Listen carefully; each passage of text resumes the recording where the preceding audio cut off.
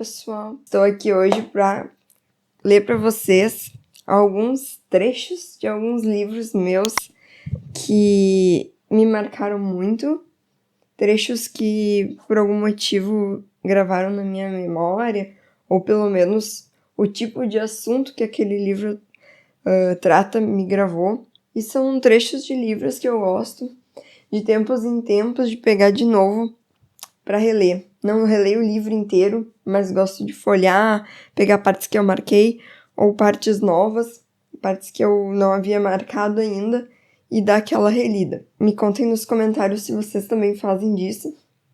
Ontem mesmo, por exemplo, eu peguei então para fazer essa preparação de vídeo para vocês.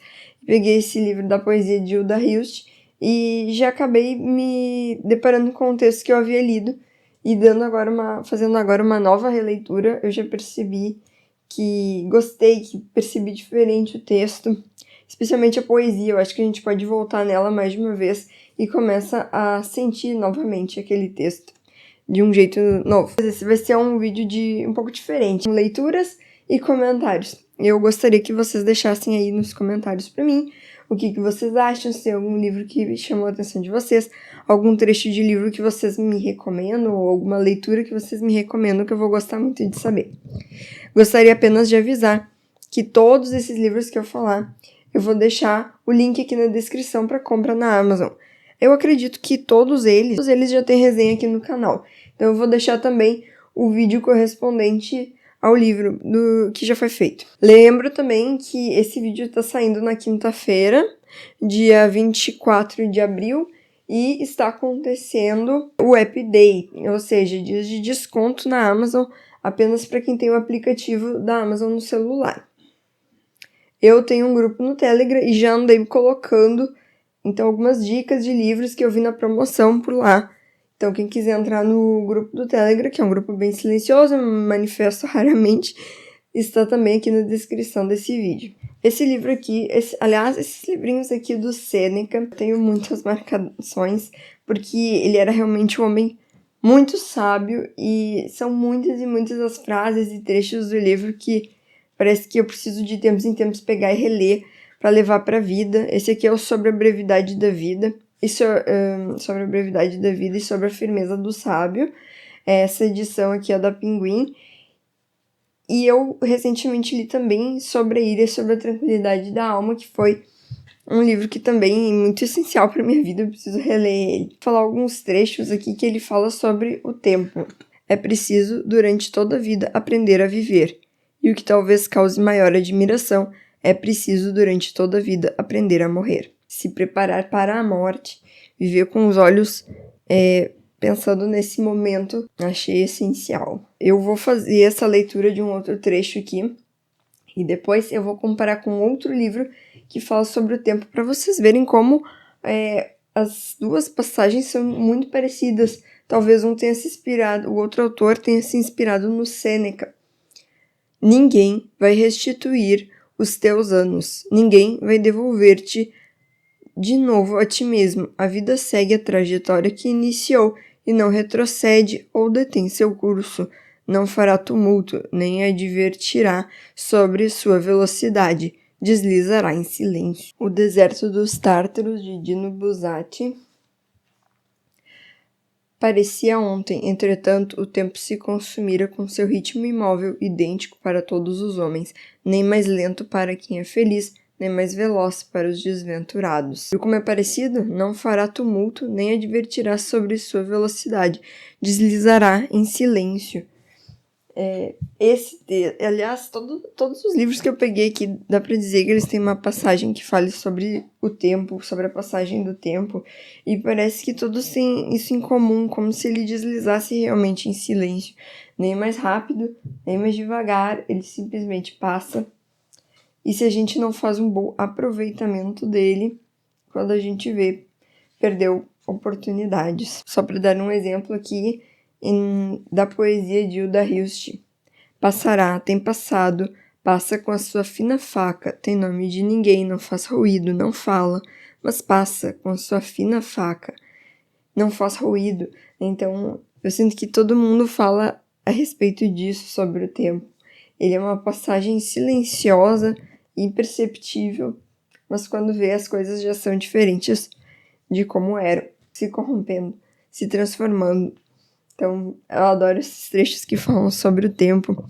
Eu tenho os diários de Sylvia Plath aqui, ela também fala sobre o tempo.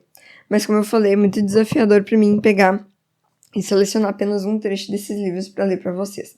Sobre Hilda Hilst, da poesia, eu havia selecionado até uma poesia nova. Nova no sentido de que antes não havia me chamado a atenção e de repente ela me bateu um pouco mais. Eu vou ler para vocês. Ela fala então, eu sinto sobre desilusão na vida, a mudança das nossas perspectivas ao se deparar com o envelhecimento e como talvez nossos planos tenham sido diferentes do que a gente planejava. Ternura dos dias que prometiam alguma coisa.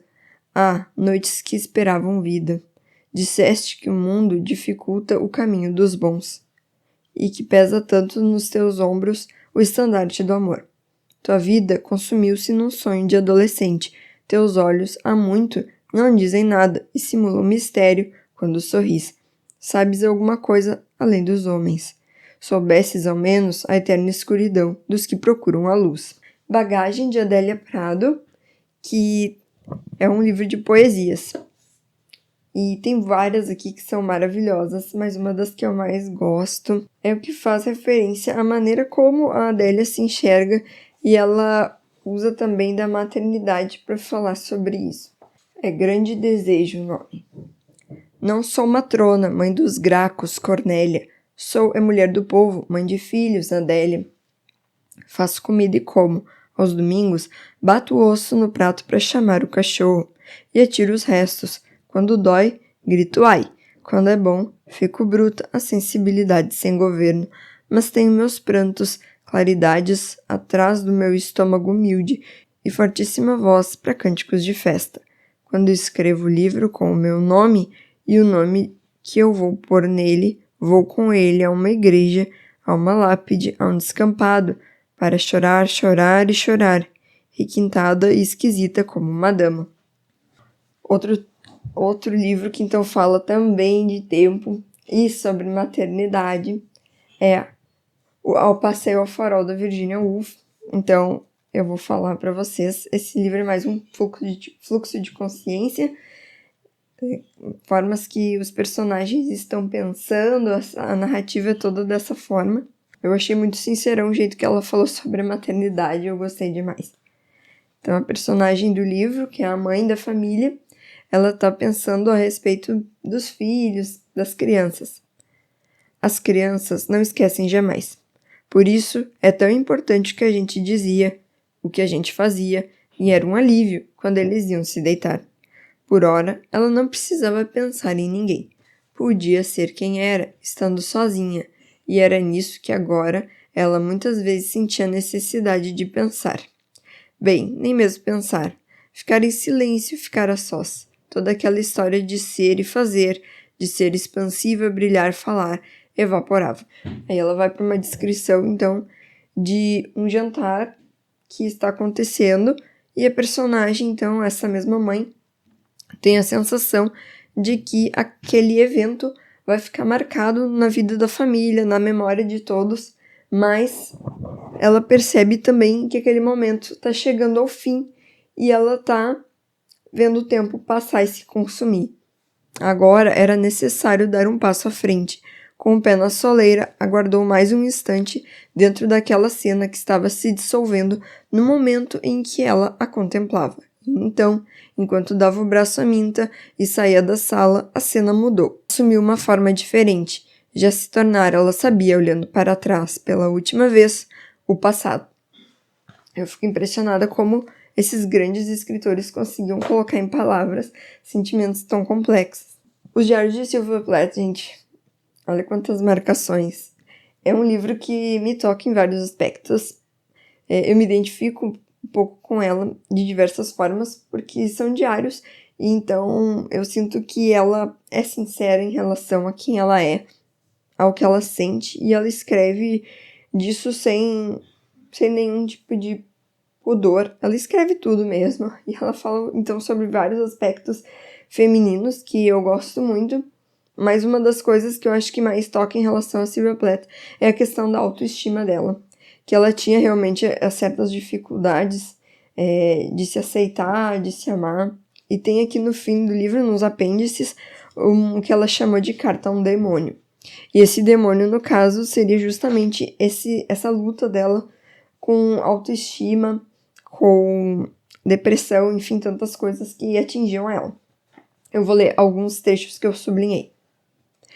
Tenho uma cabeça boa, amo colinas, ideias, refeições saborosas, cores vivas e o céu. Meu demônio poderia assassinar este ser exigindo que fosse um modelo de perfeição, dizendo que tenho que fugir caso fique um pouco aquém. Algo que milhares de pessoas enfrentam todos os dias. Tenho esse demônio que prefere que eu fuja correndo e gritando se por acaso eu for imperfeita, capaz de falhar. Ele quer que eu pense que sou ótima, que devo ser perfeita ou nada. Pelo contrário, sou algo bom. Um ser que se cansa, precisa lutar contra a timidez, tem mais problemas para enfrentar os outros que a maioria das pessoas. Meu trabalho é sério e importante, mas nada é mais importante do que a minha vida. É ingenuidade querer ser desesperadamente outra pessoa. Não adianta sentir inveja, ciúmes. Cada uma dessas pessoas tem alguma falha, é defeituoso em algum aspecto. Carregarei nas costas meus próprios defeitos. Este é um mês que encerra um quarto de século para mim, vivido sob a mesma sombra de medo de que não chegarei à perfeição idealizada. Sempre lutei e venci, sem perfeição, com aceitação de mim mesma como alguém que tem o direito de viver em meus próprios termos humanos e falhos. Outra poesia, então, de Camões, que é uma poesia portuguesa, então a gente tem essa alegria de ser na nossa própria língua, e aqui ele vai falar sobre o luto, de uma forma que eu achei completamente linda, e ele diz assim: alma minha gentil que te partiste, tão cedo desta vida descontente, repousa lá no céu eternamente, e viva eu cá na terra sempre triste. Se lá, no assento etéreo onde subiste, memória desta vida se consente, não te esqueças daquele amor ardente, que já nos olhos meus tão puro viste. E se vires que pode merecer-te alguma cousa a dor que me ficou, da mágoa sem remédio de perder-te, roga a Deus que teus anos encurtou, que tão cedo de cá me leve a ver-te, com cedo de meus olhos te levou. Então, outro livro que é cheio de frases marcantes e impactantes, é um livro extremamente polêmico, foi na época em que foi lançado e ainda é até hoje, é Lolita, de Vladimir Nabokov. Então, eu já falei também sobre esse livro, dei resenha sobre ele. Foi um dos livros que, por mais que o tema seja extremamente, talvez, desconfortável, polêmico, a gente pode usar vários tipos de adjetivos para classificar ele. Muita gente se incomoda com ele e eu entendo por quê. Mesmo assim, ele se tornou realmente um dos meus preferidos da vida, porque tem aqui uma história muito bem contada, realmente de forma genial. E a gente tem um homem que fez um domínio incrível da língua, sabe? As coisas que ele fala sempre de uma forma mais poética. E com certeza um dos trechos mais marcantes do livro, e talvez uma das introduções de livros mais marcantes também, seja a primeira parte do livro em que ele fala da Lolita, né? Dessa menina que ele chama de Lolita. E eu acho que tem tudo a ver com o personagem, essa idolatria que ele causa, que ele criou na sua mente em relação a ela. Mas mesmo assim, a gente percebe assim como a escrita do Nabokov é incrível. Então eu vou ler esse trechinho para vocês. Lolita, luz da minha vida, fogo da minha carne, minha alma, meu pecado. Lolita. A ponta da língua toca em 3 pontos consecutivos do palato para encostar ao 3 nos dentes. Lolita. Ela era Lô, apenas Lô pela manhã. 1,45 m de altura e um pé de meia só. Era Lola de calças compridas, era Dolly na escola, Dolores na linha pontilhada. Mas nos meus braços sempre foi Lolita. Terrível. Terrível porque realmente esse livro trata sobre pedofilia. Mas, ao mesmo tempo, aqui não tem uma história em que se esteja defendendo o personagem principal. Ele é um narrador extremamente desconfiável e eu gosto muito de comparar esse livro com Dom Casmurro, do Machado de Assis, que nem Bentinho, que a gente tem que desconfiar completamente do que ele nos diz. E assim também o narrador desse livro é tão impressionante, o Humbert, que ele consegue realmente confundir os seus leitores até hoje. E da minha lista que eu separei para vocês, estou chegando então no último livro, que na verdade ele não foi escrito como um livro, são várias cartas e escritos diversos que foram reunidos, que do C.S. Lewis, aquele grande escritor das Crônicas de Nárnia. Eu não li as Crônicas de Nárnia, mas esses livrinhos, assim, que são compilados dele, eu gosto muito. Eu já falei diversas vezes dessa página, mas eu gosto muito, muito desses trechos que ele fala sobre a leitura, sobre ser um leitor, então eu vou ler de novo. Isso aqui é de um outro livro que eu já li, que é Os Quatro Amores, quando ele tá falando da afeição. Ele tá falando da afeição que a gente tem pelas pessoas, mas ele faz esse paralelo com os livros, por isso que é muito legal. Você escolheu esses livros, você escolheu esses amigos, e é claro, eles se encaixam com você. O verdadeiro gosto abrangente pela leitura é aquele que o capacita a achar alguma coisa que atenda às suas necessidades na bandeja de livros em liquidação, do lado de fora do sebo. Então, pessoal, eu gostei muito de poder ter dividido com vocês alguns dos meus trechos preferidos de livro. Eu poderia falar muito mais, mas o vídeo ia ficar gigante. Então, eu deixo aí essas recomendações, esses trechinhos. Me digam o que acharam. Me façam as recomendações de vocês também. Eu fico por aqui e espero vocês no próximo vídeo. Até mais!